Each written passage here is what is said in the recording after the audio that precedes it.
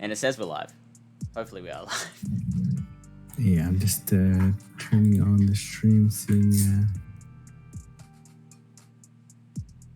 It looks like we're live here. It looks a little laggy. Still a little jumpy. Okay. Well, that's we're gonna have to just. Yeah, but the content can speak for itself. It'll be a podcast. Yeah, exactly. As long as people audio podcast, worst case scenario. So, do you have a favorite Pokemon to use in PvP? Like one Pokemon that's better than anything else? Do I have a favorite Pokemon to use in PvP? Not too much, to be honest, because maybe I'm trying to think.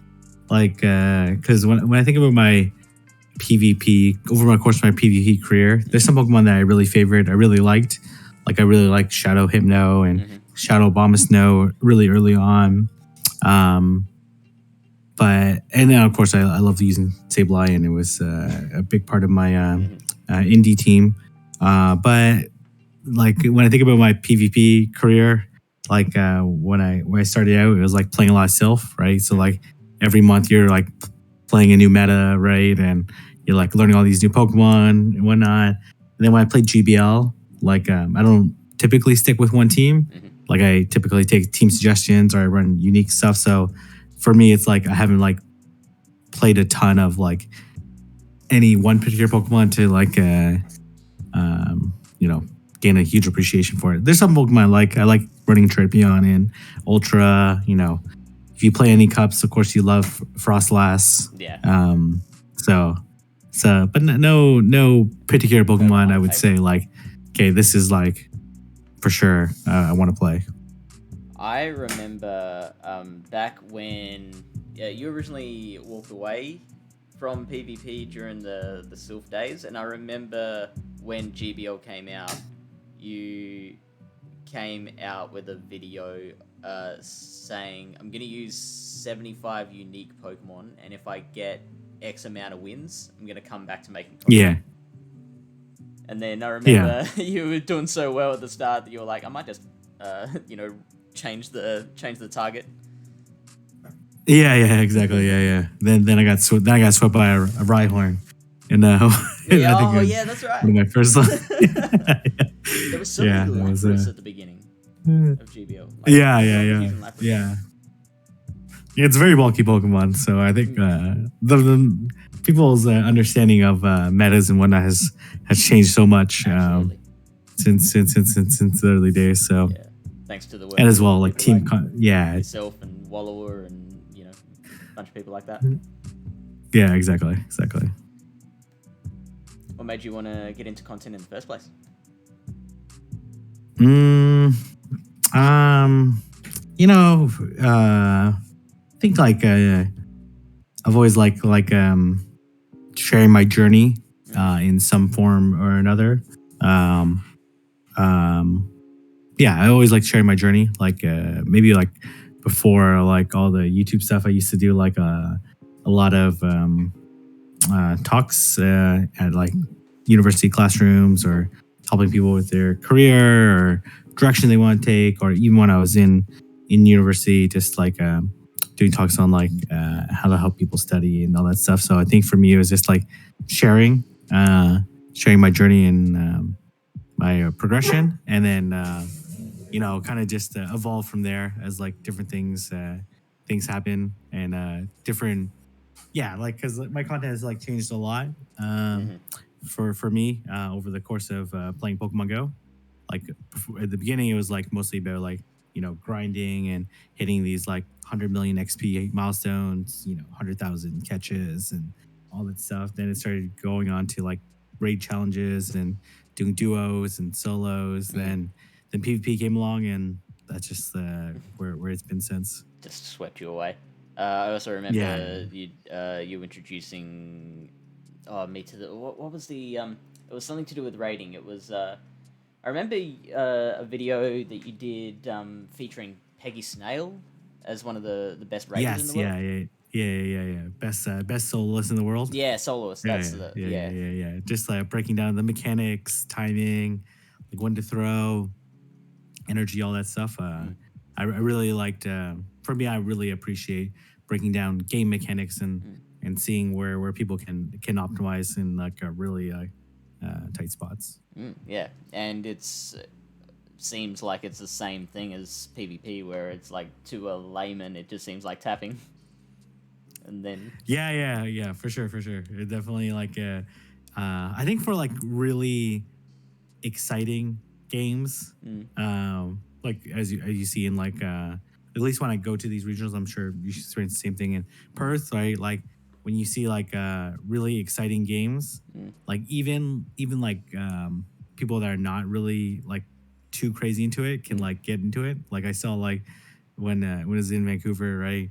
Like all the judges and all these different people were so into it. They like understood if the game was really exciting and whatnot. yeah. So uh but yeah, for sure. For definitely to a lot of other people, like when you're just out there battling, like it just feels like it's tapping and it's like, just guessing. Mm, Obviously, winning the lead is part of it, but obviously there's other components to it mm. that helps make people successful and as well make games exciting. Do you have any thoughts on how to on any kind of little adjustments that could be made that would make PvP a little less lead dependent? That which is a big question to ask when it's just a preamble, Yeah. but No. I think there's like pretty easy ways to make it less lead dependent. mm, So one is like shorter clocks, mm-hmm, right? mm, Because like if you by having shorter clocks, when you get switch lock, it's less punishing, mm-hmm. right? Because then literally the Yeah, Pokemon stays in there less, totally. and as well you can create more imbalances in the game in terms of like catching moves, right? Taking advantage of every single. So that's like one way to make it less lead dependent, Mm-hmm. and as well, like in theory, if like Pokemon are bulkier or like then there's like less lead dependence, right? Because then you Yeah, can yeah, there's less lead yeah. dependence. So like something like in Ultra League is a for me, I prefer, and this may be a controversial point of view, but I prefer playing Ultra League more than Great League Nah, because not like controversial at all. uh, yeah, and mostly not because of the meta or the Pokemon, right? Mm, Obviously, there's accessibility issues in relation to mm, it, but like for me, it's um, like if a Pokemon, like really glassy Pokemon, end up getting in Great League, end up getting one shotted mm, by like hard hitting neutral moves, mm-hmm, right? Like that's just the reality of it, right? So like mm-hmm, at least in Ultra League, they can like survive it. So if they like farm down and whatnot, they can convert the energy and like actually take a move, which mm-hmm. I think is really important. So like I think like you can make it less lead dependent in one shorter clocks, and then two like if you look at the mechanics of PvP, if you look at like the damage formula is actually very similar to it is in raids and in gym battles. Mm-hmm. But the main difference is in PvP, they do like a 1.3 multiplier at the end of Mm-hmm. and well, they add the plus one, but they do a 1.3 multiplier um, for the damage, which in theory like makes Pokemon glassier because obviously Yeah. Pokemon don't hit as hard. Like a very simple way would just be flip that. It obviously make the matchups longer. You know, they're potentially more like timeout strats that Mm-hmm. don't really exist too much in Great League that might end up happening in Great League if you were to change it. But I think that's like my two main ideas that I would Yeah. say to make it less lead dependent. Could you see having a different multiplier for different leagues being viable? Yeah, 100%, 100%. Obviously, I'm not confident Niantic can easily pull that off Sure. without making some really gruesome errors. But But it's a thought. I definitely agree. I Yeah. definitely agree. Like, I don't think you need any multiplier changes for Ultra League. In fact, I think you need to increase the clock time. But for Mm, Great League, I would love to see it to go from like 1.3 to 1.1 or mm, even just one. Just so like I'm just like it just sucks to see glassy Pokemon just get one shotted, right? So mm, like it kind of yeah. probably like hardening neutral move. So Mm, like it sucks to see like Surfetch get pretty much one-shotted by a zap cannon from Retro Steel, right? Like that's just Yeah, feels totally terrible, agree. so. All right, so let's get into the meat of the show. You're here to talk to any future regionals competitors, future regionals champions, and help them work out what team they want to bring to their upcoming regionals. I know we have Ohio coming up in a couple of weeks or something like that. Yeah, in about like probably 3 weeks, 3 weeks, two and a yeah. half weeks from that. And then Uh, obviously we have Melbourne yeah, and Melbourne this weekend. Milwaukee. Yeah. Is Milwaukee coming first?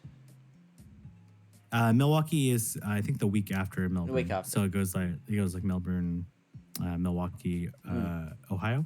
Yeah. Okay. So first we want to know: do you have any kind of general overarching rules that you bring to your approach in building a team of 6 for any sort of pick 6 meta? For me, I think it depends. I think there's like two, at least when I view it like two different ways you can approach it. One is you can create a balanced team that has like only a few holes, like a few key Pokemon that might be able to core break your team. Right, that's like one approach. The other approach is to have like a much more like alignment based approach, right? Where like you have like much more fast move pressure. So like Pokemon with like Charm, for example, right? Where you're confident that you can formulate a strategy where you can have alignment, which there's a lot of, especially in I think GBL. Encourages that strategy more, right? And so a lot of players are very, very like a lot of elite battlers are very comfortable with that strategy. So I think you can take those like one or two approaches. So, but for me, it's like no like hard and fast rule when it comes to building your team.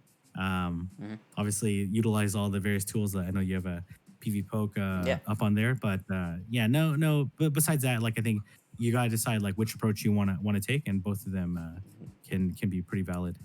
How much do you use to, for context, we've had a couple of interviews with past regionals champs. We had Logan Rocket on, who was like, I actually don't pay much attention to PB Poke. Like, I was looking at, we were bringing up a team, and it was like A, B, and he's like, yeah, but that doesn't really mean much. And then we had Aris, who completely relied on PB Poke. He was just like, yeah, I put in the like 3 Pokemon that I want, and then whatever team builder recommends for me, I pop that in. If I have a couple of thoughts on maybe something that would be a better replacement, then I'll do that. But then otherwise, team builder is my go-to.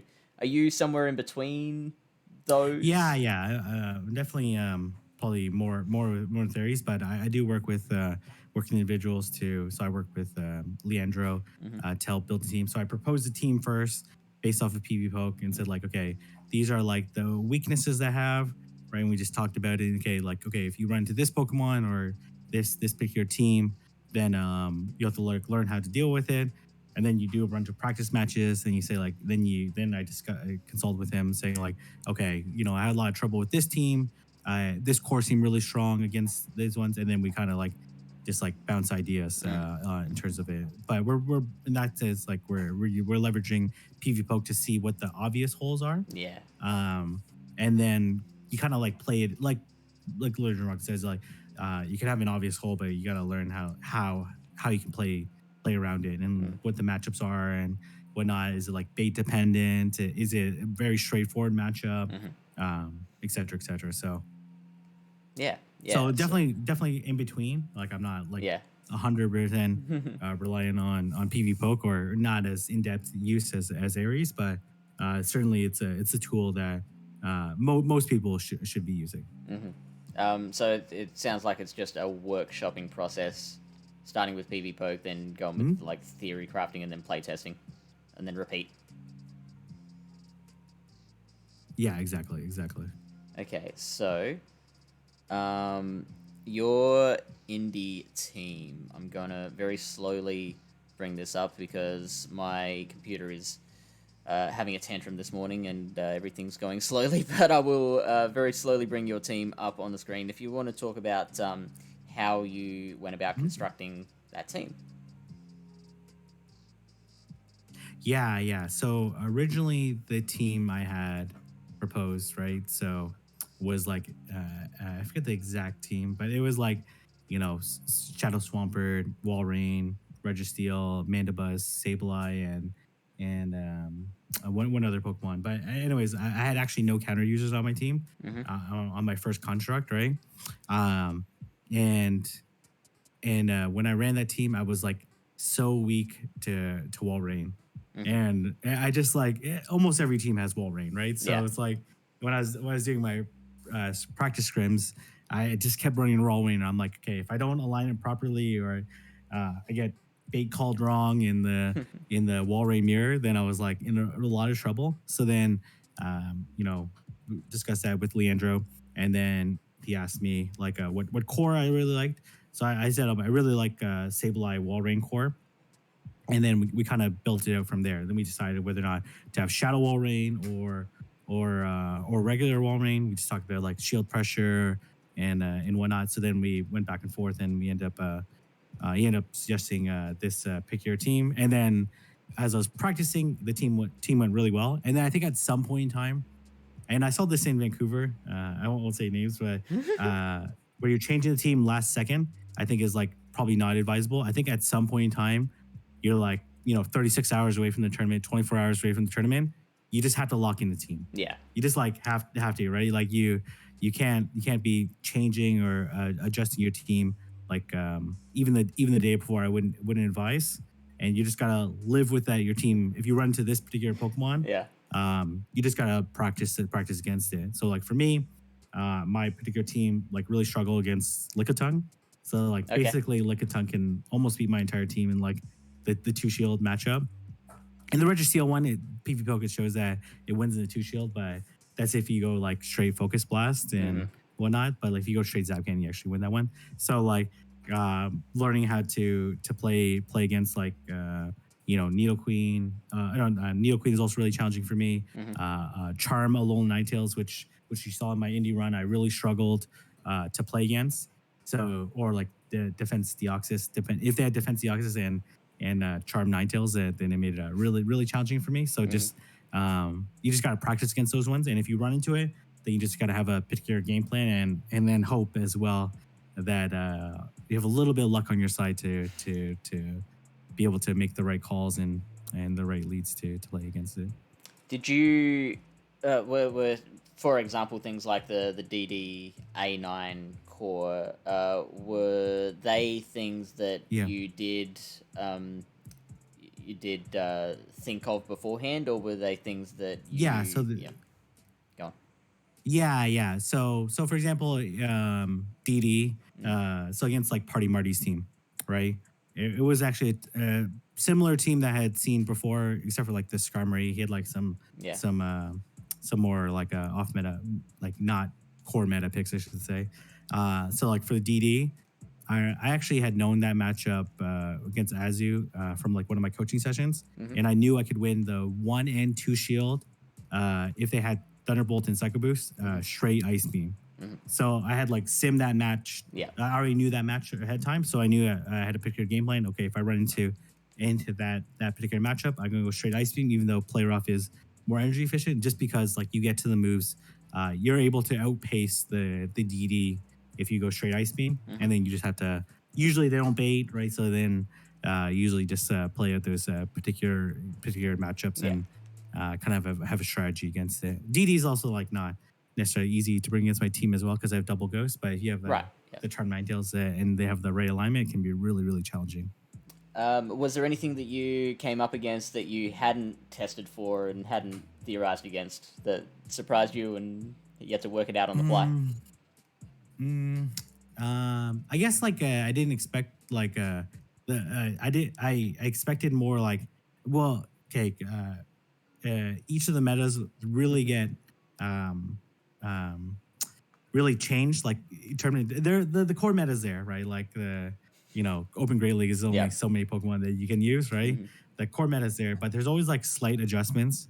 Like you saw like in Lurgan Rockets one, Mm. like Scrafty was like a very popular pick, right? Mm. And then Frankfurt, it was like half Scrafty, half Metacham, right? And then in Indy, it was like almost all Metacham as counter Yeah. users, right? So like I actually wasn't expecting too many DDs, but DD is a very popular Pokemon, so I already had an idea of how to particularly play against it. But besides that, nothing like too surprising in terms of most of the people I ran against, played against, had like pretty meta teams, so it was relatively straightforward to play against. Yeah, so that kind of leads me into the next point I had, which was how you think the meta is evolving from here. You've talked about how it has evolved in the past regionals up to the point of Indianapolis. We've had Yeah. like Vancouver since then as well, when we obviously saw the rise of Ember Ninetales. Yeah. Where do you think is the next step?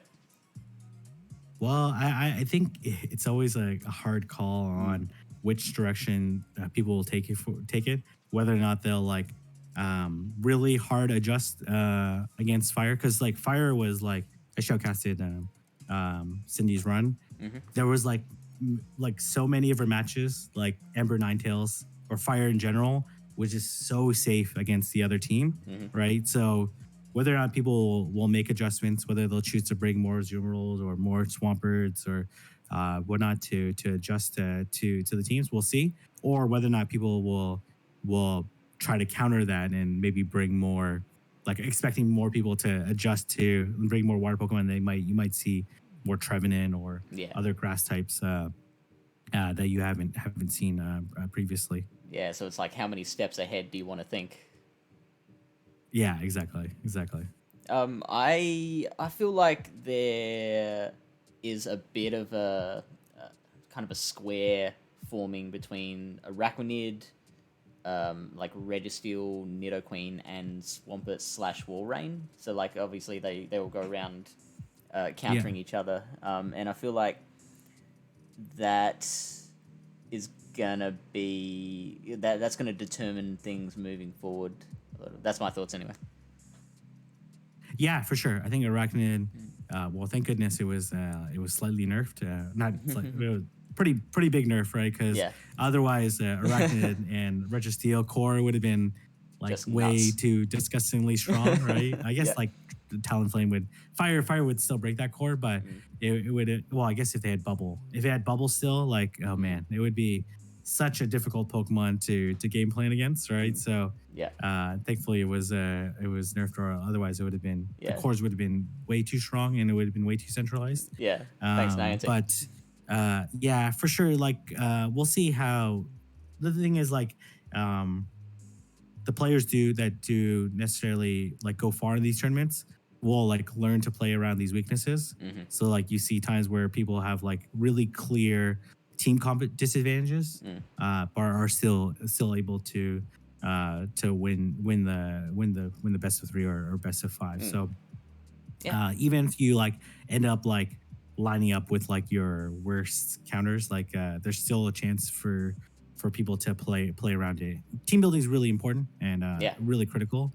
And first off, like not having like too many obvious weaknesses, but also another important part of team building, in my opinion, is like being comfortable with your team, like having a degree of confidence in your team, and then not recognizing that when you go into a particular team that you have an advantage or disadvantage, but learning to optimize it as much as possible to increase your likelihood of winning, versus like just like it doesn't necessarily mean that you like when I went up against the Party Marty's team, it was a really difficult team for me to play against, and I was telling myself like, man, I'm gonna have to. Sometimes you just have to outplay your opponent, but that's like the only way to win, right? Like you can't play a neutral matchup and then hope you come out on top just because like their team comp is and as well sometimes you just have to make some guesses to and make some predictions and live with the risks, whether or not it'll turn out right or wrong on your side. Yeah, totally. In Party Marty's example, how much did you, or really in kind of a lot of your opponents' cases, like how much do you put into what you think your opponent is thinking, for example? It might be a tough Sorry, question. sorry. It's Yeah, so. it's the audio is kind of cutting in and out, so I Okay, cool. couldn't get Yeah. it. So, you knew going into the matchup with Party Marty that your team was going to struggle a bit against his. How much did your knowledge of what Party Marty knows affect your decisions in what Pokemon you brought into each battle and how you played it?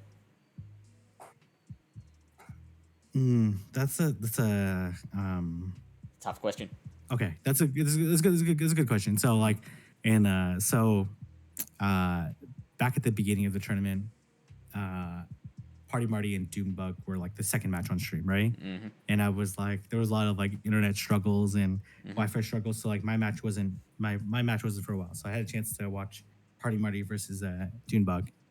And when I saw Party Marty's team, I'm like, wow, okay, I'm really gonna struggle against that team Yeah. if we end up getting paired off, right? But I'm like, look at the bracket, I'm like, okay, the likelihood of me playing Party Marty is like pretty slim because we basically had like run the table, right, all the way to the winners final in our particular group, which ended up happening, right? So I already knew when I was when I had beat Spicy that I was gonna have to play Party Marty, and um, yeah, just like at that point in time, I just like you just had to like, okay, I had to play this particular strategy, trying to make some reads. I had also showcasted Party Marty's battles for a Right. particular tournament run, and I knew he was like a very precise player, very technically skilled player, and he had brought an interesting team, which was for me is going to be a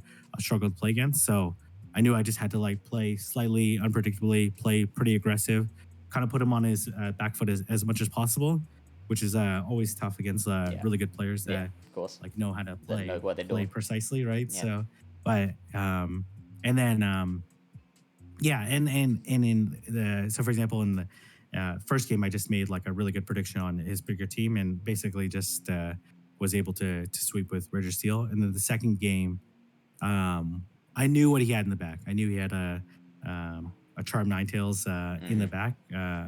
So when I had Insta swapped and his Charm Ninetales came out, for me, I kind of like that was like I had like lapse in my brain because I was okay. I'm like, okay, I'm gonna play the one shield Azumarill versus A9, and that should be totally fine.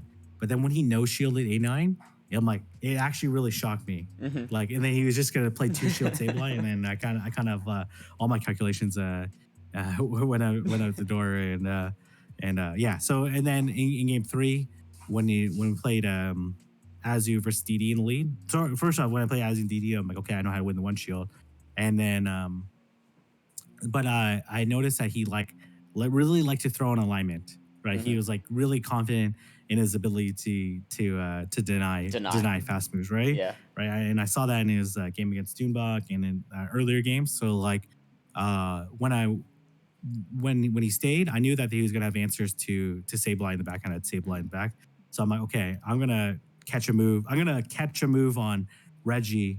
I'm gonna catch a Thunderbolt on Reggie from DD. So it's like, for me, it was like if you look at it like without knowing the backlines, it's like a crazy idea to switch Registeel into DD. But I'm like, okay, I need this Azumarill for later. Like I just need it for later. So then I ended up catching the move, and then it came Sableye. And he didn't actually end up having Charm A9 in the back, which I thought he was going to have. He ended up having Umbreon, and you just have then you just kind of keep playing it out. You play really aggressively, and fortunately, I was able to just barely come out with a win. Is that what you? Because when you won, one of the things that you said was like, yeah, I felt a little rusty. Is that kind of what you had in mind? Situations like that? Yeah. So for me, I felt rusty because like one, I hadn't played in like a really like when I look at these players, right, like that attended the tournament, and I look at, you know, um, players that had won previous tournaments, they had like played like quite a bit of Sylph Mm-hmm. previously, right? Mm-hmm. I think like you look at Liverpool, like the finals is like Lurgent Rocket versus Statistan. Yeah. Like obviously Statistan, like first page Sylph leaderboard entire season. Lurgent Rocket, I think was like won a regional. I think in the previous season, Yeah. was like one of the continental players, right? Yeah. Always a. And when I looked at the bracket, like I'm like, okay, I won't be surprised if those two make it to the finals, right? So like they're very. There's also a few other players that were very strong there. And then when I looked in Frankfurt, obviously some players there were didn't have as much self experience and but still played really well. But for me, like leading up to Indy, I had like really busy like 2 weeks. I had like new classes starting and a bunch of other things on the go. So I had not. I basically took the first time I took like my longest break on Twitch was which was like 8-9 days and like over the course of 2 years. And as well, I hadn't played any competitive tournaments in 2 weeks. And when I streamed GBL like 2 or 3 days before Indy, I was just like playing terribly. All my timing counts and predictions of matchups were like really off. And then right. I played like just like a scrim with Dragon Silk. I think we played 17 matches. I lost 16 of those matches. Oh, that's He was just like really badly outplaying me. So like I wasn't too certain of that. I had some discussions with Leandro. We adjusted the team. I had like some better outcomes in my matches, but it's always really tough to in the show 6 pick 3 format. It's I find it always really challenging to make like predictions on what they're going to bring. You have like such a short time period to do it. If you've done a lot of tournaments, you can kind of like, okay, you can like read it right away and get an idea of how to play it. And then as well, keeping your nerves while you're battling. I wasn't certain that was all going to play like that. So, but I was fortunate that I had just enough to be able to overcome it. Yeah. Okay, so let's go back a step now. We're going to take a look at the potential threats here to your team because a lot of people, I probably myself included, we basically put together a team of 6 and then we look at this page right here. This chart is probably the biggest thing that informs how we make adjustments to that line of 6. So when you look at this chart, what thoughts come to your head? Like, for example, it says 5 out of 6 of this of your team lose to Arachnid. What thoughts go through your head when you see that? So when I look at this, like, honestly, like, some people were like evaluating the team. I actually don't think like the Arachnid matchup is like that bad. Yeah. So in this case, when I would look at this matchup, okay, 5 or 6 it loses, but if you were to like go into each of the sims, what it takes for Arachnid to win is not overly clear, right? Like there's some like bait dependent matchups. So for me, it's not like I would look at this and be, okay, I need to account for Arachnid. For sure, someone's going to bring Arachnid when they play against me. But besides the wall rain matchup, every other matchup is bait and shield dependent. So that in that case, I wouldn't be actually too worried about Arachnid on my team. Obviously, I would practice against it, but I wouldn't be overly concerned with it because it's matchups. It's not super dominant besides the wall rain matchup. Could you tell that at a glance, or did you have to like go into the matchups to? So for me, I would know after watching some regional tournaments, like in watching the tournaments and showcasing people's battles in regards to it. But for the other ones, I would actually go and sim it. Okay, so for those people who maybe aren't as experienced, did you want to maybe pick one of these matchups and just walk us through? Like for example, if like you go like Metacham in versus Arachnid, which is obviously not a great matchup for Metacham. If you go like the 0 shield, but you don't turn on baits, like they go straight bug buzz, it's actually a really close matchup. It actually loses 0. Oh, there so we go. like in that particular, so actually PV Poke shows it appropriate. Technically, if you had both had 0 shield and it was the end game, technically the Arachnid should bubble beam first, and then it would probably survive and win it that way. But in this matchup, you see that you actually win the 0 shield, right? So like if you're like if I had like Metacham and I had Wall Rain in the back, I'd say I had like Metacham, Registeel, Wall Rain for whatever reason. And in that particular case, I would just play the zero shield out. I wouldn't shield at all for the Metacham and just try to get a shield advantage and force the Arachnid to either win switch or to go down to shield and come in Registeel. Obviously, they could switch out, but they would still be like low enough that they couldn't steamroll Wall Rain later on. And so, So that's an example of a matchup where it looks like on PV Poke initially, it's really dominant. But when you dive into the details, it's a little bit more bait dependent, shield dependent, and not as straightforward. Using the Arachnid Metacham example specifically, would that become a little more difficult if you were seeing a lot of double ghost, like if double ghost was super common, and maybe they had like Charmer as well, just a whole bunch of counters to Metacham. Does then that take Metacham kind of off the table as a Pokemon that you can use to beat Arachnid because it's just too volatile environment? For sure. Like depends on the rest of the team. Like for example, if like Metacham only had one target and had like two neutral matchups, two negative matchups, and then Arachnid, which is a negative matchup but slightly negative, then it would be way more difficult for me to bring a Metacham in. That I would consider something else. I would consider like Azumarill or Trevenant as an example, right? And for me, if I look back on my tournament and I look back when I fought Trent the first time and he TO'd me in the winners top 8. Yep. For me, I was like really scared. I was really hesitant to bring in Trevenant because like Trevenant can get like really walled really badly, and he had an Umbreon, right? So versus like Sableye versus Umbreon is like not that bad. Like you land 2 returns, it puts it really low. Obviously, depends on the IVs of the Umbreon and all that stuff, right? Versus Trevenant just gets like absolutely destroyed, right? But I realized after watching Iron Arrow play against Trent that I need to bring in Trevenant, right? It just makes so much sense against team. I need to bench Sableye, which is something that just like a mid-tournament adjustment that I need to make.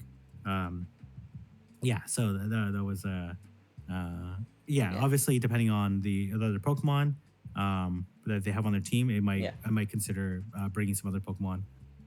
Or sometimes you just make reads on how a player likes to play and try to make a prediction as well. And so if you had to construct a new team to bring into, say, Milwaukee, where would you start?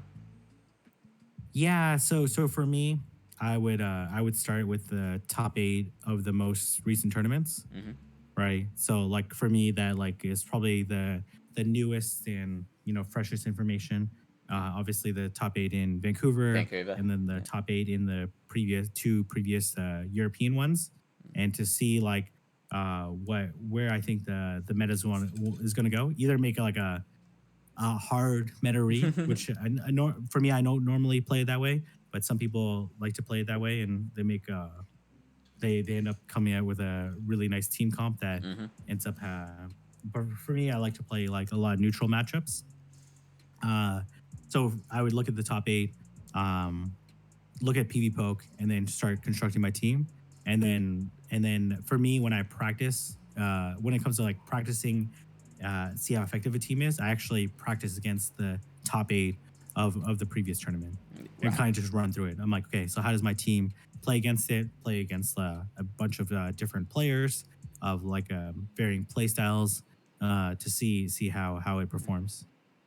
And I think what you were talking about with play testing with Leandrew, I think finding a buddy to play test with is going to be huge for a lot of people looking to play their first regionals. I find just talking with other battlers is probably for me the best way to learn about PvP as a whole. Yeah, absolutely. All right. We've got some teams that have been sent in from Pallet Town members and people on Twitch, and we'd like your opinion on some of these teams. First, let's go with this one. Okay, double flyers. There we go. Yeah, double flyer in the Pidgeot and Talonflame. So, what do you think of double flyer in the evolving meta? Yeah. So I think like I do like Talonflame a lot. I think it has a lot of play. Pidgeot, I think it definitely can have a really nice role. So, but first thing I look at this team. So for me, when I look at a team, I look the first thing I honestly the first thing I look at the team is like how weak is it versus Sableye, because like Okay. Sableye is the best safe switch in Open Great League, Yeah. right? So Yeah. like you're gonna, and a lot of people like to bring Sableye. I think in some of the data stuff from like practice tournaments is like it actually has now become the most common Pokemon on a team, Sure. right? So when I look at this team, I would look at, okay, first thing I notice is like it's very weak to Sableye safe switch, and then usually people bring Walrein and Registeel, so you just have to like learn to be able to play against a Sableye safe switch, and as well you can try to rely on getting alignment with Pidgeot, but none of these Pokemon necessarily have like that, you know, have a like a high probability of winning the two shield against a lot of the core meta or a subset of against it. So that would be the thing I would look That you most notice. against. But you obviously have a lot of answers to Registeel,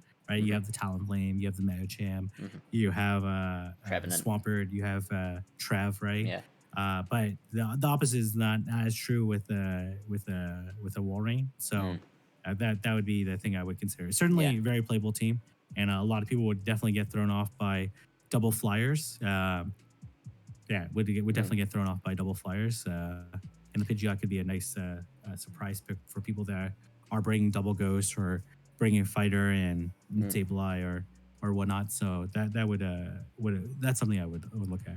Do you have an adjustment that stands out to you that would handle that weakness to the Sableye switch? Um. Well, I think like a one particular thing that you could make is like changing Trevenant to Sableye. I think Trevenant is still Yeah, like that makes great sense. and um, still very strong. But that would probably be the first thing I'd look at.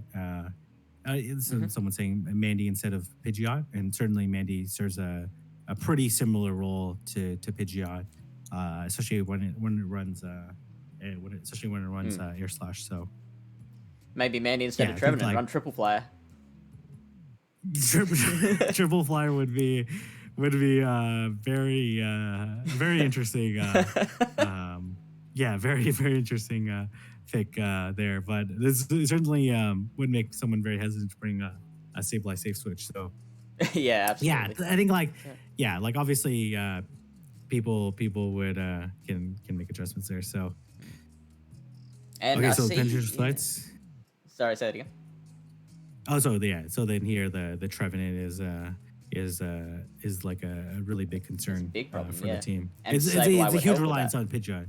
Yeah, obviously when you look at this though, the Talonflame Trevenant matchup, that's like super bait dependent. So for me, I don't put like a lot of stock into that particular matchup, Trevenant versus Talonflame. Most Right. people would say that it's a much more straightforward matchup as Talonflame to win versus the Trevenant. Certainly, Trevenant can win.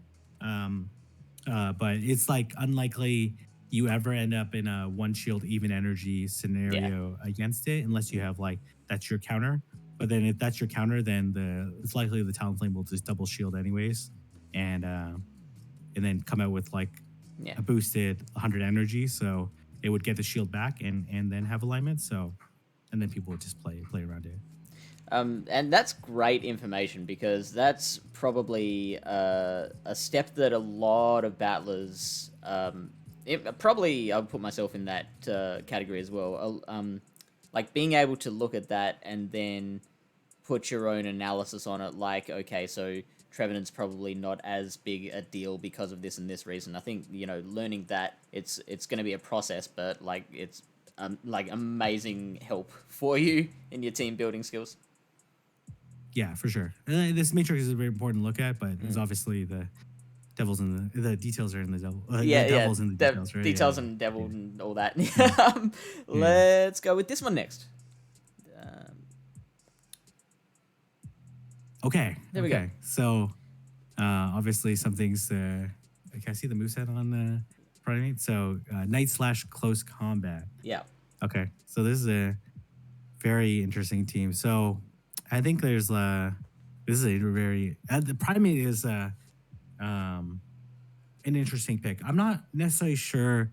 So for me, I would think like Primate's great. Don't get me wrong, but if you're gonna run this particular moveset, um, why not Surfetch instead of Primate?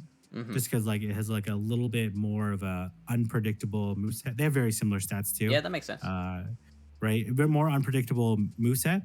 Obviously, once you get to the later rounds, like all the movesets get revealed, right? Because like, eventually people will see you on stream and whatnot, or they may not. Like if it's not in not a stream tournament, but in a not stream tournament, then I think like Surfetch is just better than Primate, just Yeah, because that it's makes a little sense. bit more unpredictable. Like especially if you're running this moveset. I guess if you're running Ice Punch for whatever reason, I guess yeah, to hit Trevenant, but Do that's you agree something with I this would. moveset on the Primate? Or would you run Ice Punch instead of one of those? This is probably the right moveset. Sure. I did probably no reason. I don't want to say no reason to run Ice Punch, but I'm trying to think of what else you hit Ice for besides the Trevenant. But Yeah, you you've probably already got want an to run Ice Night Slash. Slash anyways, Yeah. because like you need 2 moves to KO. It's not like you're gonna counter down Yeah. the Trevenant. Nido And Queen? close combat is Needle Queen. Yeah, Needle Queen for sure. Needle Queen would be a Oh yeah, a Otaria in reason to chat. it. Altaria is pretty uncommon in the meta, so but it's Yeah. certainly something to take consideration. Altaria would actually be pretty good against this team. Right, okay. When you look at it, right? So like, if someone had an Altaria, then they would almost certainly bring against this team. Yeah. So the Ice Punch would be relevant there. And again, Go on. Sableye again that's the first thing. That's always the first thing I look at is like how again you could if you're comfortable with playing it and you get a lot of good practice in it, you're comfortable with the safe switch and be able to quick and know what you're going to switch into. Then I was actually talking to Wild Susan Boyle. I'm like I forget what particular Pokemon he was. He was like someone had knocked out. I think it was Jamar or something like that. Anyway, someone had knocked out, and I'm like, man, like every game, like you almost brought triple week to knocked out.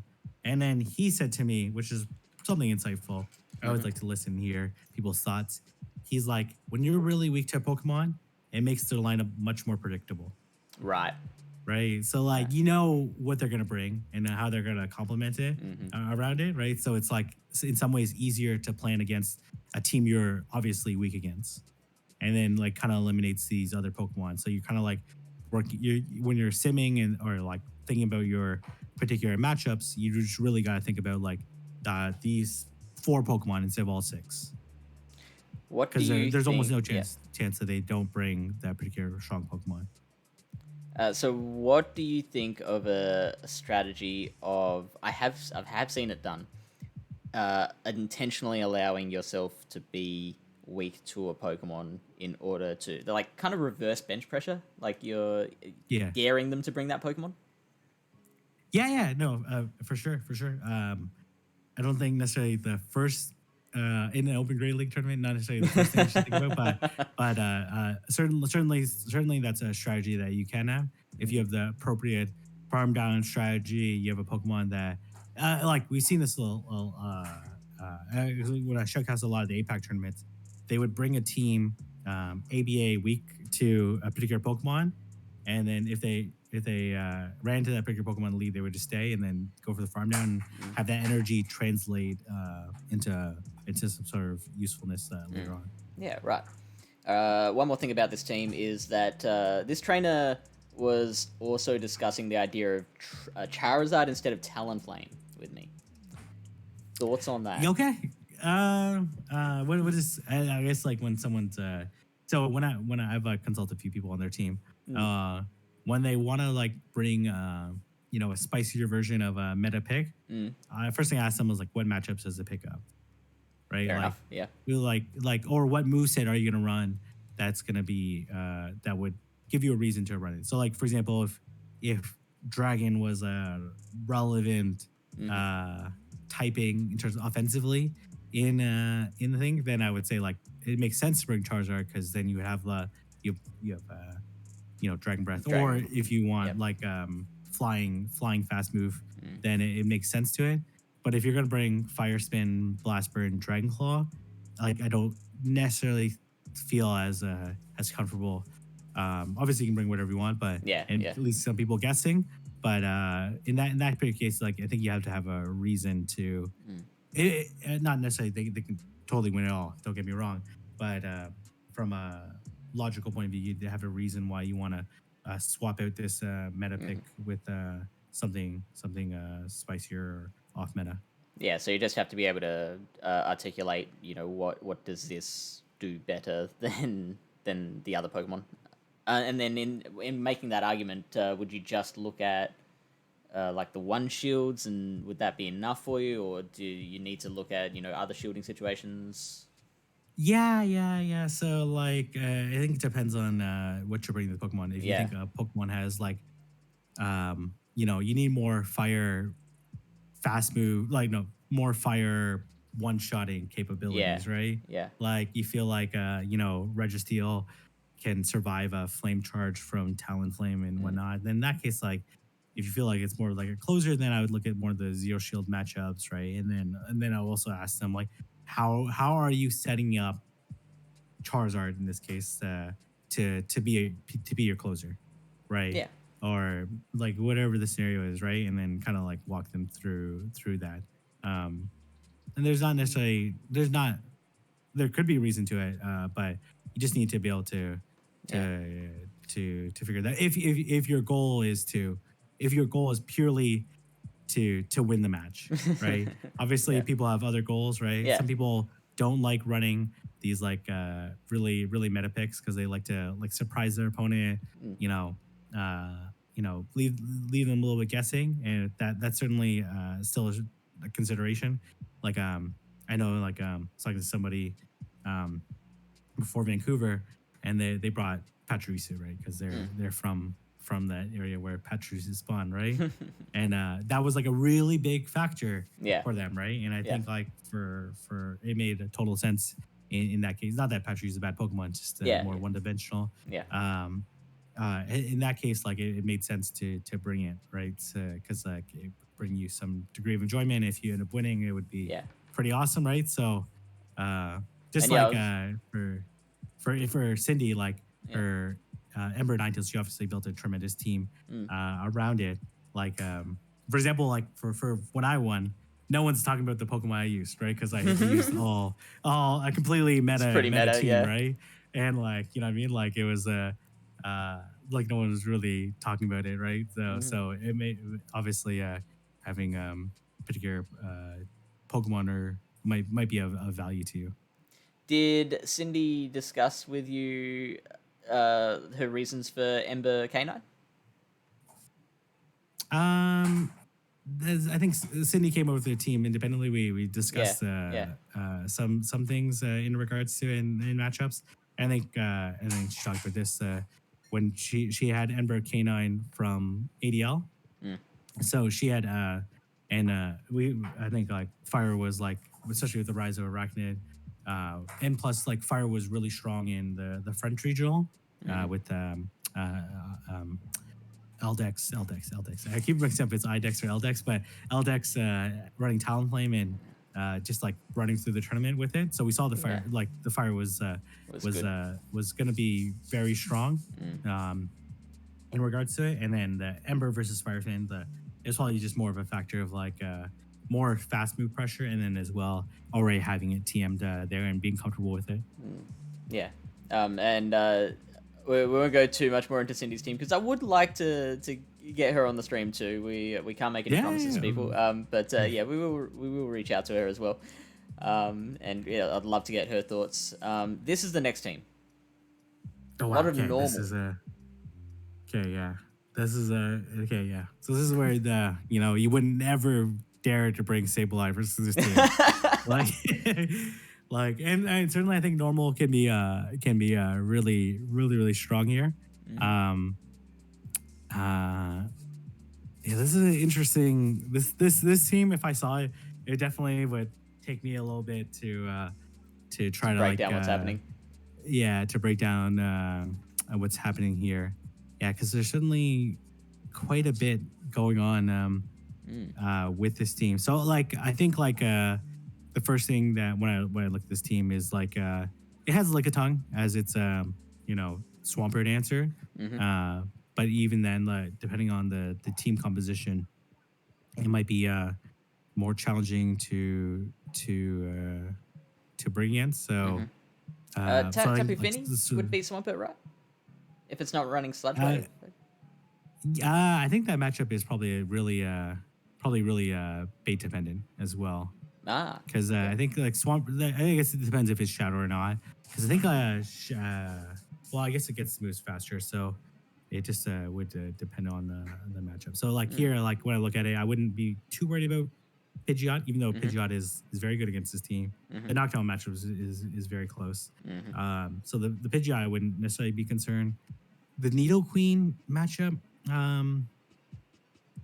See, like here, the Nido Queen versus AWAC matchup is like that particular matchup. I would look at it and be like, okay, like how bait dependent is this matchup? And so Obviously, it's wanna, extremely bait dependent in this particular matchup, right? So like you kind of want to learn how to play it. So like for me, I would consider AWAC favorable in this matchup, but obviously if they land. So first off, the thing I would check here is like, okay, how much does the Earth Power actually do to an AWAC? So and I the would answer is hover up. Okay, 73%. it does a pretty good amount, but like you would live the first one, so that's a consideration there. And then what depends on what your backline is, would determine what kind of shielding scenario you would want to play out against an AWAC. And as well, if they're saying AWAC versus Needle Queen, then there's a potential reason why you might need AWAC for the backline as well. And so Yes. I know I'm starting to ask like questions that are really difficult to answer. So if that's the case for any of these questions, just absolutely feel free to let us know. But then I'm thinking, where would the line fall of like you're looking at this matchup, you're seeing Earth Power does X amount. At what point do you go, okay, I can deal with that versus okay, I think I need to just find something else. So in this case, I would deal with it. Yeah. I don't think it's like as a concern of a matchup. So like I'll give you another example in my particular tournament. Yeah. I had Registeel. So I had seen this matchup: Registeel versus Shadow Needle Queen. If the Shadow Needle Queen, which usually does shields up, goes and is like in the lead, for example, goes straight Earth Power, you actually win with Registeel as long as Right. you throw it decent timing because you outpace to the second Focus Blast and the first Earth Power obviously doesn't KO or doesn't put into farm down range. Obviously, in the true Zero Shield matchup, an experienced player would know to Poison Fang first, then Earth Power to be able to win that matchup. So that's an example of like, okay, I know I'm weak to it, but I can play around that matchup. So for that one, I would actually consider that matchup favorable. For it's way more straightforward to play it as the AWAC than the Neo Queen. Bait dependency is still a consideration. It might get iffy if it's like ends up in the one shield matchup, then you play a guessing game. Yeah. But it's like an easier guessing game as the AWAC than is as the Neo Queen. And so, do you see any issue with number 2, 3, and 4 on this list being such meta Pokemon? So 3, I would actually be hesitant to bring Registeel into this team, right? Because it shows like beating Scrafty. Scrafty, but yeah. it depends on the shielding scenarios, right? Yeah. It depends on so like if you say switch a Registeel and someone had Scrafty in the back, they almost for sure would bring in Scrafty to counter switch it, right? Obviously, unless they had like AWAC or Diggersby into it, right? And plus AWAC and Diggersby are like pretty hard counters to Registeel, so I wouldn't be as concerned in that matchup. and the Lick and Tug matchup can be really annoying for Registeel. So I would actually consider this team pretty favorable against Registeel. Yeah, great. Okay, so this is all fantastic stuff. So glad to And have then this information. the Talonflame one, I wouldn't be as concerned as well because Tapu is very strong against it. The Yeah. AWAC matchup again is bait dependent. It needs to land. It's a much more straightforward matchup for AWAC because they need to land the Brave Bird in order to win that match. Yeah, that's fantastic. All right, so next team, Shadow AWAC. I'm liking that. Yeah. Shadow AWAC is very very nice pick here. So again, like for me, again, first thing I look at is like how weak is it to Sableye, Sableye, right? Yeah. So Sableye is. I mean, my team in India was also weak to Sableye, but you just have to take that consideration because I think that's like the number one thing you're gonna have to, the most common thing you're gonna have to like Yeah, sure. deal with in the tournament, right? In the And current meta, anyway. Yeah, at least in the current meta, and the AWAC can beat Sableye, but again, it's a bait dependent matchup. Depends on so like for example here, if I was playing Sableye versus a Shadow AWAC lead, I would be totally comfortable going down a shield in this matchup because I know the energy on Sableye can go into the next Pokemon, no matter what it is, right? Like if it's a Azu, which would be the worst case scenario, like 2 returns like almost KOs in Azu, right? So you would likely get the shield back. So in that, when I'm looking at those lead scenarios, like that's something I consider. Yeah. If I think, for example, they have Umbreon or like Diggersby or something else in the back that can resist both the fast moves and one of the charge moves, then that's like that's much more of a concern on whether or not what kind of shielding scenarios you want to be able to play out. Sure. So then, do you have any suggestions for adjustments on this team? Okay. Let's see what's this team is week two. So like Talonflame's probably going to be pretty high up on this. I like that coverage and that bulk. Yeah, that coverage and bulk is well, actually, yeah. Ooh, Jellicent. So it actually shows. Yeah, so I wouldn't be overly worried about Jellicent in this. So it's very weak to ghost types, which we already knew. I guess Trevenant is the thing is here. Like even the Trevenant versus Nidoqueen matchup, like I wouldn't put a lot of stock into that big matchup. I think it's like way more easy to play the Nidoqueen. Obviously, it depends on shields and whatnot, but I wouldn't actually be too concerned with that. So this team actually wouldn't be too concerned about a lot of the threats here. At least the first 4 threats, like Jelly, Haunter, Altaria. You should play against them. You should practice against them. Probably more so the Altaria, but you don't expect too many of them to appear on the team just because the other Pokemon like Walrein and Registeel scare them away. The Swampert matchup here, like Swampert is definitely strong here. It has like 3 positive matchups.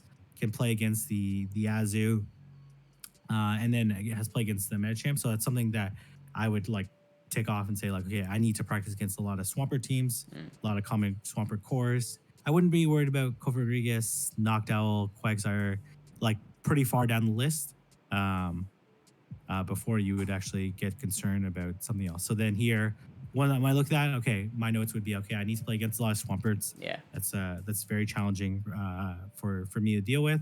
And then as well, then I would start playing against like some of the top common teams to see what other weaknesses come out of when you actually play these matchups.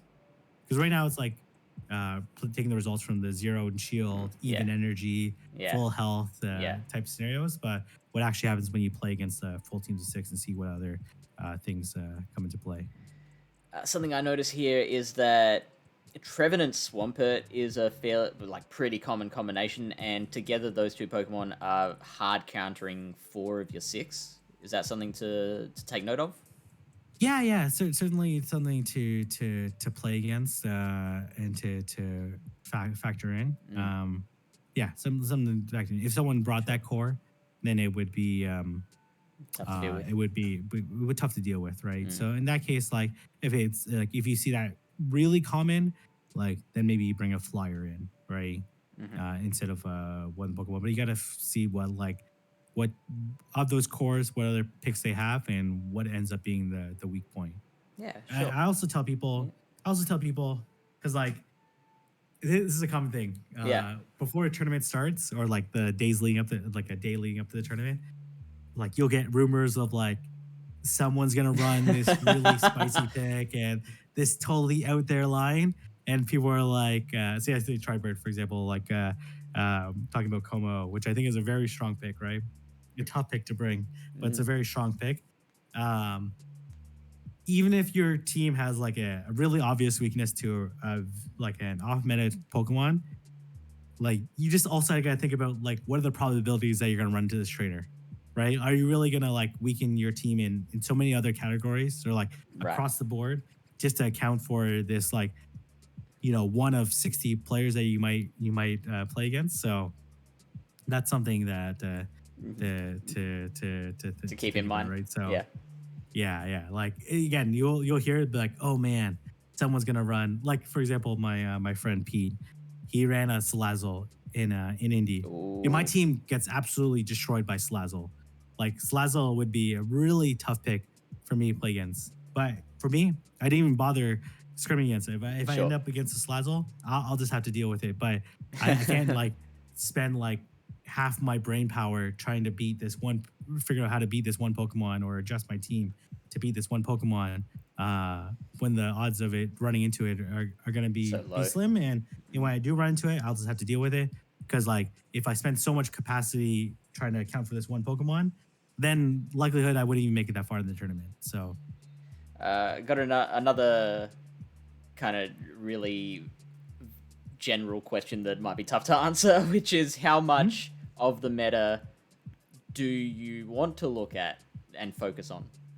And we can kind of focus on the Yeah, yeah, yeah. Great League if you want to make Yeah, that yeah. easier. So I think you look at like the most common picks. Like there's lots of usage reports on where Mm. some common picks, and you want to make sure that you have a plan for each of them, and then just practicing, do that like real world practice against the most common, the not the most common teams, the teams that we just saw, Yeah. to make sure that you can account for it. There, like people do make adjustments. Mm. Like we don't see like repeat teams come in every tournament, right? Like we saw, I think it was like Crest win the first tournament, right? Yeah. I don't Yeah. think I don't think we've seen a Crest in the finals since, right? I So, believe you're right. um, right. So it's not something that you just want to play against it to make sure you're comfortable with it, and then as well to make sure you cover off the top picks, and Mm. then just go from there. Yeah. Sure. All right. What's the next team we've got? Actually, I think there was a team in this list that had Como O in it. Let's see if it was this one. No, it wasn't. But it's got another interesting pick in Dedenne. Yeah, I do like Tadane a lot. Someone actually asked me what their thoughts on Tadane. Mm. I think there's a lot of teams that are very weak to Tadane, right? Yep. Has that it has lots. Let's go. The flying coverage, the fighting coverage, the dark Sableye. coverage. What thing is Sableye, which is really nice. But the Sableye matchup is like, again, like can be kind of iffy, right? Okay. Because Tadane is very glassy against it, right? So I don't think it's like as easy to say switch the DNA into a Sableye as in the obviously That's the what it zero might seem. shields. It's totally fine to do it, but like the Shadow Claws in returns would like almost KO. Or it probably would KO Dedenne. So that's something to think about as well. So like on But paper, it would show it does okay against Sableye, but it's like bait dependent. And fast moves don't do a lot yeah. of pressure here. So here again, look at how weak you are. Sableye, Arachnid does a fine job. Dedenne does okay job. It's neutral against G-Fist, so you almost for sure expect a Sableye safe switch, right? Mhm. There's like no reason not to. Then you kind of just simulate the rest of it to see what kind of holes play into it. It's a pretty nice team though. This would be Okay. Yeah.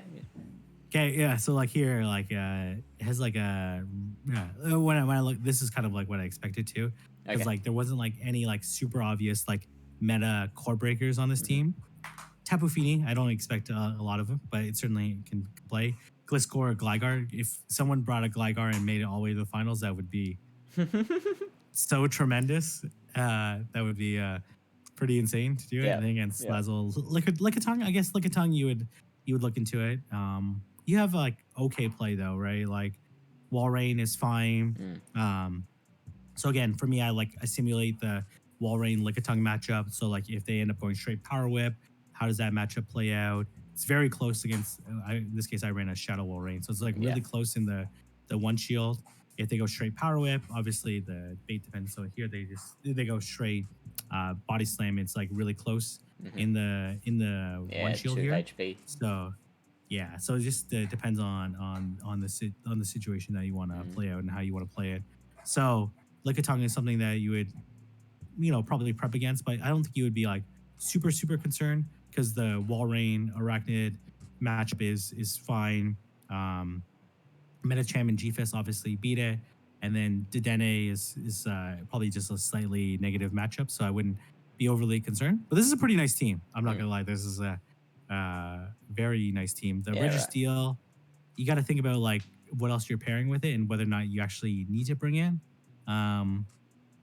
Is something to consider. Like if someone had a Sableye Registeel core, then you almost have to be able to play against that core, which would probably be the most common thing I would think about there. Panic is saying look out for Wob. Is that a consideration? No, I don't know if he's joking. Like I obviously, I like certainly you would factor it in, sure, but like I'm sure even the Wobbuffet GFS matchup is really cool. Like it doesn't have like any dominant matchups here. I wouldn't be overly concerned about any particular matchups that Wobbuffet would bring here. I wouldn't be overly concerned. All right, I think we've got a couple more.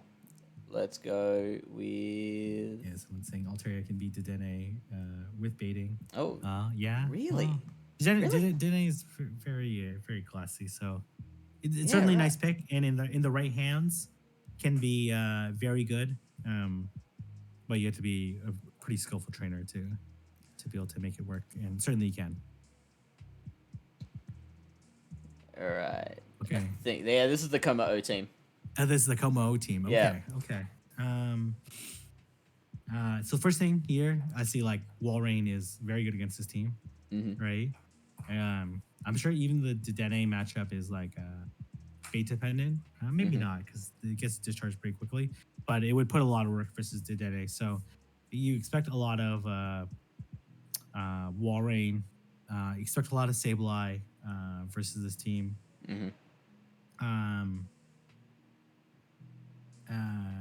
Yes, like the Swampert would be okay here. Obviously, the Trev would be a little bit concerning here. This is a interesting team. Like you obviously need the Nidoqueen and GFS, or like you need Poison and Steel to cover for Charm A9 because Charm A9 is like pretty strong against the rest of the team.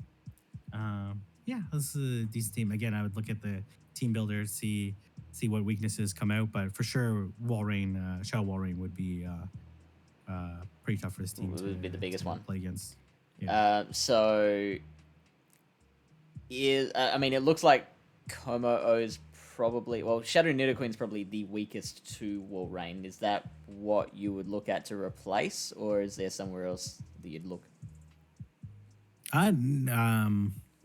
First off, on this particular team, if someone came out the team or this team, I would just try it in practice and see where you can align Como. I think Como is nice.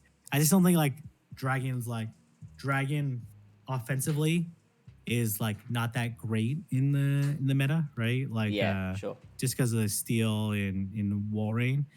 But it's like close combat is really nice, and if you're confident that you can land the baits or mind read the opponent, then I think it can be can be interesting.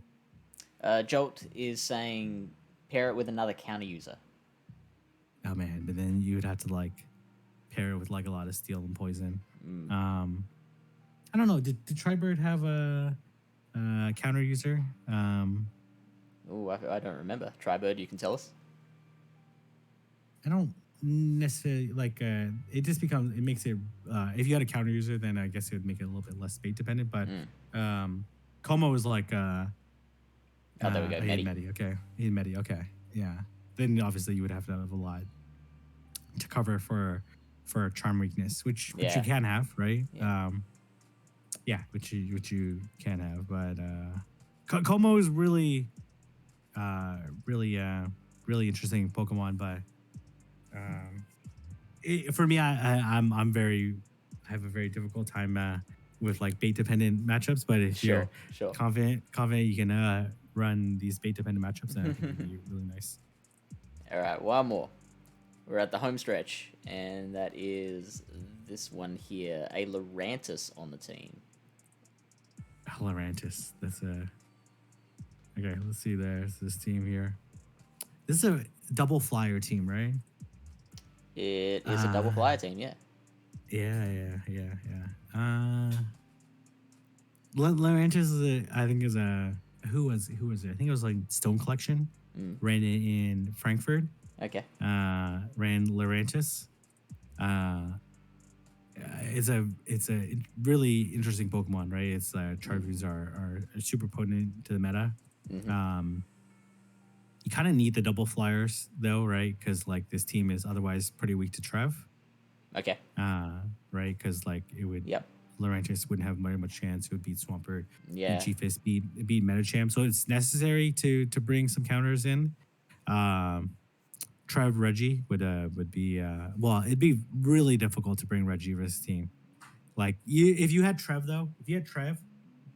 and like your only anti-flyer was Registeel, then you would have to bring it. You would have to bring it, right? Because or not bring it all, right? Not bring that core at all, but it would certainly play some mind games here. Running Snarl, I'm not so sure Snarl in the meta. I guess it gives you a better G-Fist matchup. Like if the opponent had G-Fist, sure, then say switching Mandibuzz would make way more sense against the G-Fist, and also have a better matchup versus Reggie, but still pretty bad matchup. So yeah, so you advocate for Air Slash in the current meta. Yeah, and then as well, like Talonflame would also be pretty tough for this team, because if they have Talonflame, for sure they're gonna have lots of Swampert answers.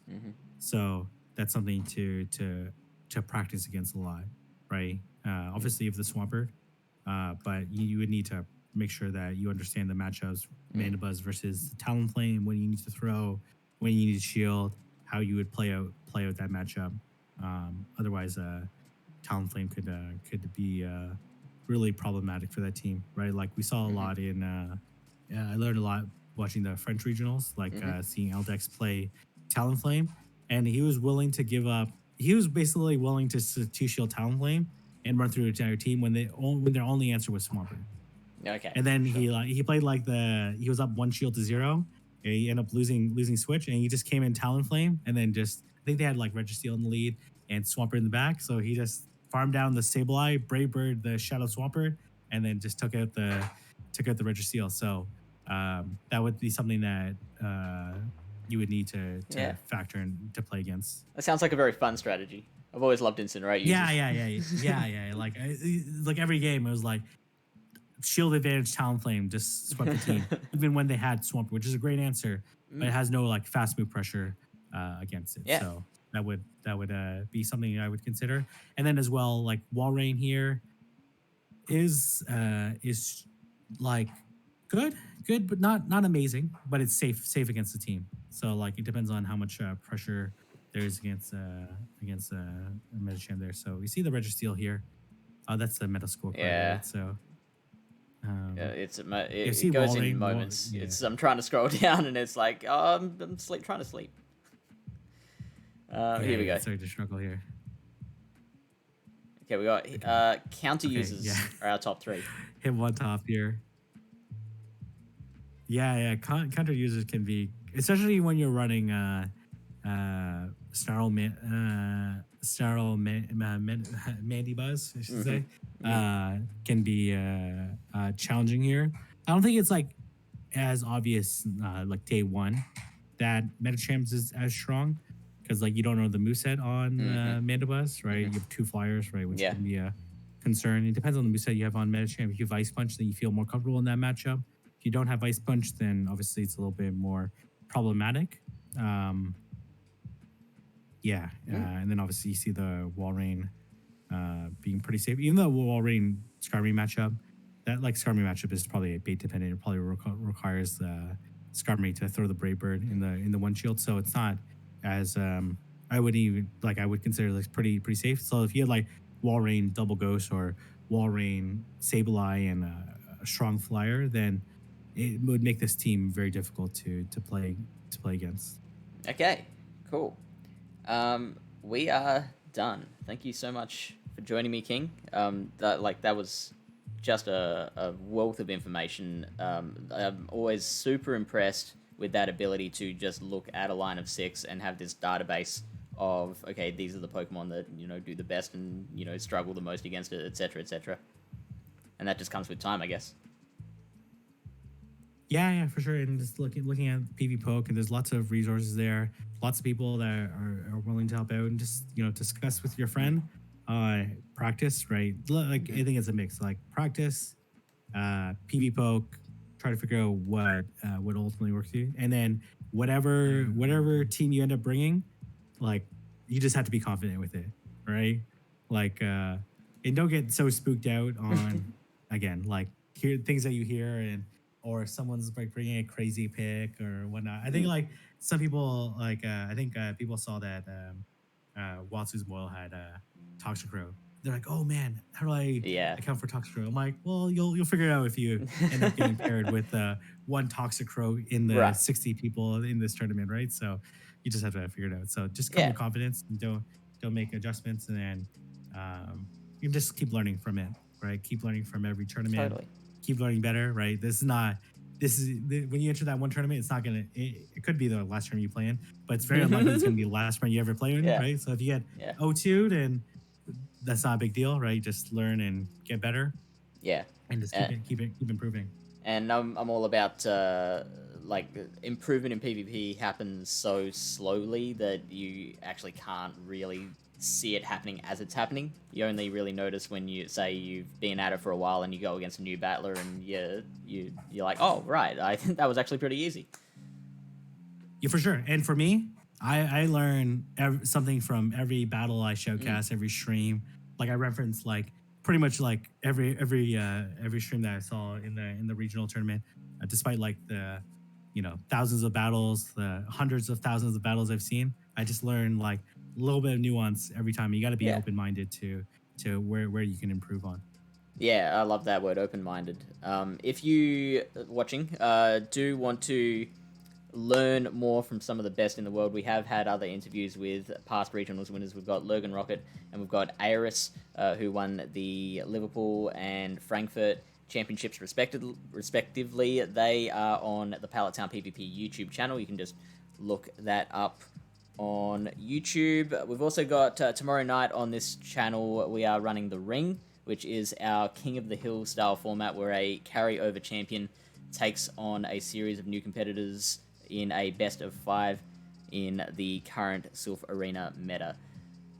We've also got a whole bunch of other streamers that stream on here regularly. Make sure to follow and check them out. We are going to be rating Final Boss AJ. Thank you once again, King. Thank you everyone for joining us. Do you have anything to plug that you want people to come check out?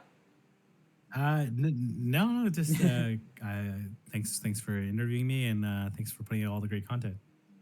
Absolutely my pleasure. Let's do this once my mouse finally catches up. We will commence that raid. There it is. And we are done. Perfect. Let me... Okay, I gotta head to the gym before